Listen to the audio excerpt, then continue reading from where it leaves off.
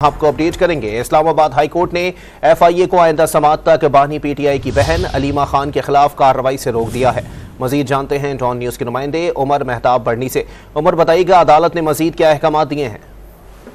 जी बिल्कुल, Islamabad high court के chief justice Aamir Farooq ने अलीमा खान की जानिब से FIA नोटिस के खिलाफ दायर दो अलग अलग दरख्वास्तों पर समात की। दौरान समात अलीमा खान की जानिब से वकील शिराज रांझा एडवोकेट अदालत में पेश हुए।